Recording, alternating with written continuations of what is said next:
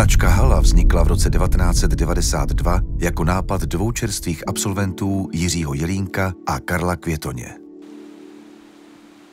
Postupem času malá česká firma vyrostla v silnou společnost, která dnes exportuje svítidla do více než 40 zemí v Evropě, Asii a Americe. Konkuruje velkým světovým výrobcům v oblasti technických designových svítidel.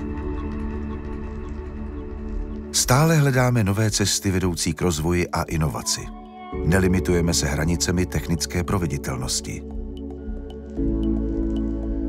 V Hala používáme moderní softwarové nástroje pro modelování a simulace, ověřovací a měřící metody, které urychlují vývoj nových výrobků.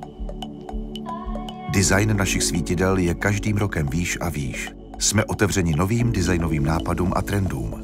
Proto spolupracujeme jak se zkušenými designéry, tak se studenty designu. Stěžejní je pro nás vzájemné porozumění a právě tento soulad ústí v charakteristický design našich svítidel.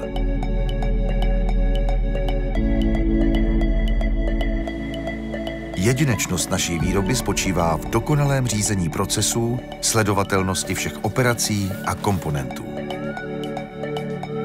Každý dokončený projekt je pro nás vítězstvím, ale hlavním cílem je spokojený zákazník, investor, architekt či designér.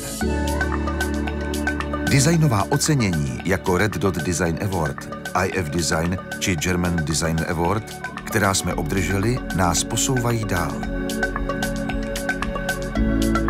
Naše svítidla přinášejí radost. Tolik potřebnou radost z nápadu, radost z jejich vývoje a radost z výsledků.